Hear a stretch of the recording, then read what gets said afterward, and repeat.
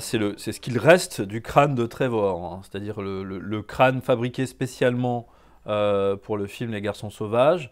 Il a perdu un peu de sa splendeur, il est poussiéreux et un peu déplumé. C'est un crâne en plastique ornementé de bijoux de pacotille.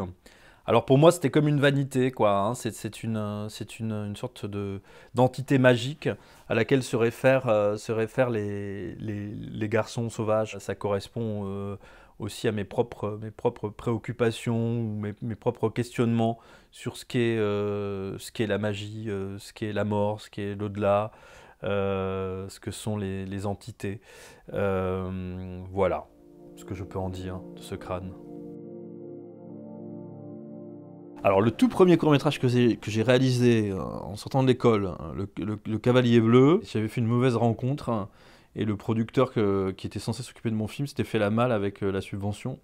Donc j'ai dû faire le film avec 3 fois rien. Un autre producteur qui m'a aidé, j'avais ma propre caméra, un endroit pour tourner, et bon, je faisais des films de commande à côté, donc ça allait, mais ça a été super dur.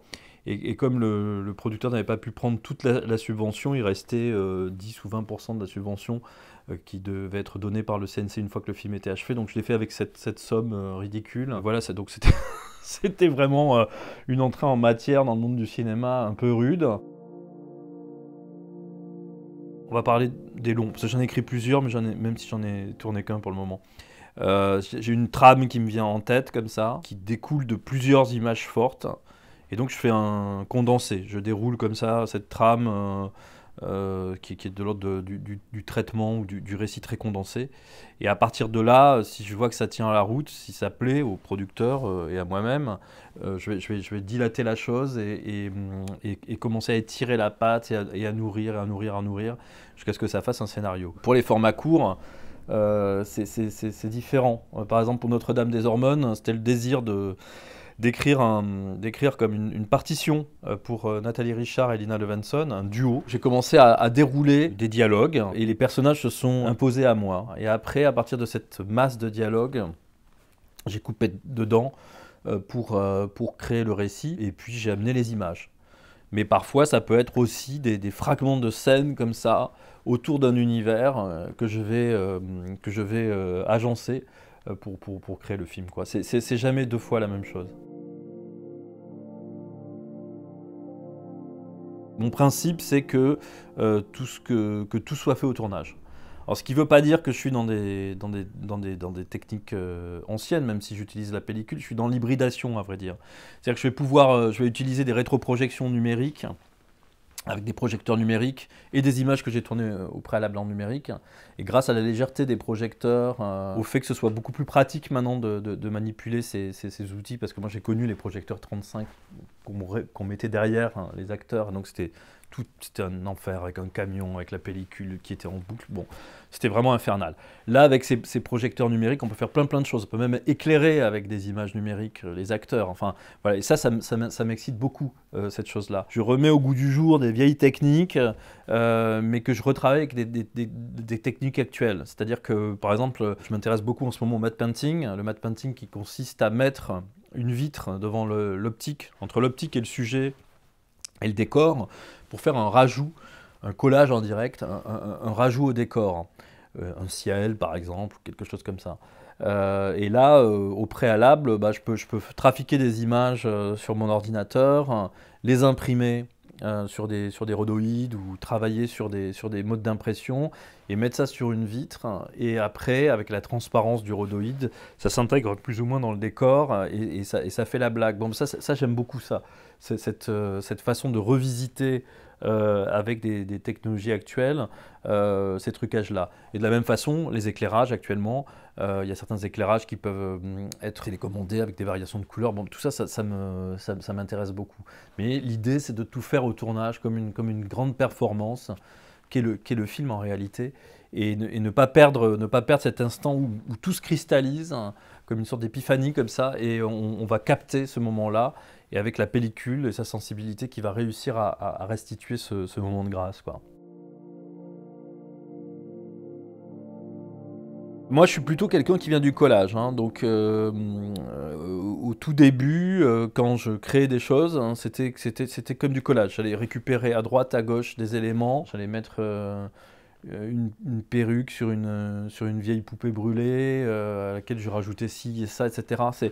C'est vraiment de l'ordre de l'assemblage et du collage. Après, j'ai toujours essayé de travailler avec des gens qui, eux, savaient fabriquer. Autrement qu'en assemblant.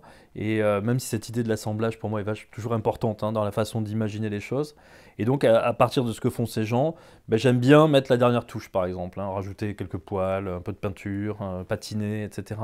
Mais j'essaye d'avoir des gens autour de moi qui savent faire mieux que moi, ce qui n'est pas compliqué. Et moi, je peux mettre une dernière touche parce que j'ai une vision comme ça de patine, etc. Puis c'est une façon de m'accaparer aussi, de m'accaparer ces choses-là, quoi. Par exemple, pour la créature de Notre-Dame des Hormones, bon, elle m'a été livrée un peu brute par David Scherer et j'ai retravaillé après enfin, j'ai travaillé la patine en collant des poils, en faisant couler de la cire, en faisant plein de choses pour que cette créature me semble crédible, quoi, dans son côté faux. C'est vrai que la rencontre avec Elina, j'avais pas du tout programmé la chose, et imaginé que ça collerait aussi bien entre nous, quoi. Mais quand j'ai vu, enfin, quand on a discuté ensemble de son désir de cinéma, de sa culture aussi cinématographique et théâtrale et artistique, quand j'ai vu aussi son talent, sa rigueur et tous les possibles, c'est vrai qu'il y a comme ça une envie de communion et qu'on a prolongé l'expérience sur beaucoup de films, quoi. Et en essayant de ne pas se répéter non plus, parce que ça c'est toujours le risque. Même moi, quand j'écris, souvent, il y a des types de personnages que j'aurais tendance à lui donner, parce que ça m'amuse beaucoup de la voir là-dedans. Le fait d'approfondir le travail avec Elina, ça m'a permis aussi moi-même de mieux comprendre ce qu'est l'actrice, l'acteur, hein, le travail de l'acteur et de l'actrice, et voilà, d'affiner ma direction d'acteur. Il y a le choix des prises qui est vraiment très très important, quoi. Enfin, c'est trouver la prise la plus... J'en fais pas des masses, hein, des prises, hein, mais la plus pertinente, la plus sensible, la plus juste, et essayer d'assembler comme ça, de retrouver ce que j'avais imaginé au découpage. Alors, curieusement, on s'éloigne pas tant que ça du storyboard. Enfin, c'est même si au départ je dis on va tout casser, finalement on retombe vraiment sur nos pattes. Mais à partir de là aussi, à partir de ce cadre, il y a vachement de possibilités, quoi. Puis il y a toujours des séquences improvisées, des choses comme ça. On remet en place l'édifice, enfin on met en place l'édifice tel qu'il avait été imaginé. Puis là, on va couper ce qui dépasse, ou au contraire, on va laisser des excroissances pour casser justement la rigidité de la chose. Ce qui est très, très, très étrange, c'est que comme je fais toute ma bande son en post-production. J'ai un son témoin extrêmement pourri dont j'ai hâte de me débarrasser. Parfois, il est quasiment inaudible.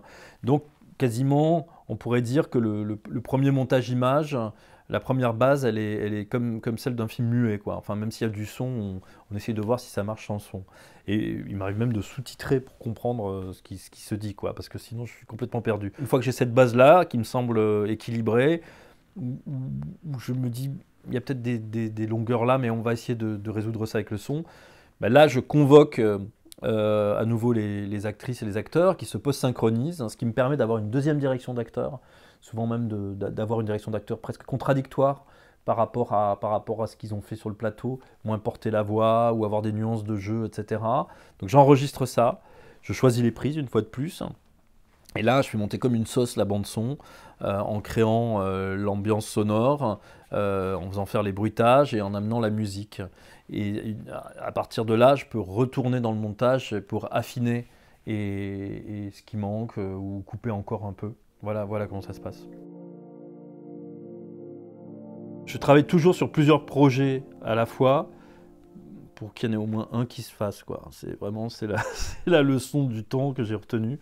C'est-à-dire que si je multiplie pas les projets, bah, je peux toujours attendre, quoi. Et attendre, surtout après un seul projet, c'est mortifère. C'est même à se foutre par la fenêtre. J'ai des idées qui arrivent comme ça et je veux surtout pas je veux pas les empêcher de couler. comme un ruisseau, une rivière. Il faut que ça coule, il faut que ça sorte, quoi. Je travaille sur des projets de long, un projet de série qui est ancien, des projets de moyens, courts, des films de commande. Je dis un peu oui à tout. Enfin, en tout cas, j'ouvre les vannes, hein, et puis on va voir ce qui se passe, ce qui marche, dans quelle chronologie. C'est plus facile de retenir les chevaux que de les lancer, donc autant les lancer, quoi.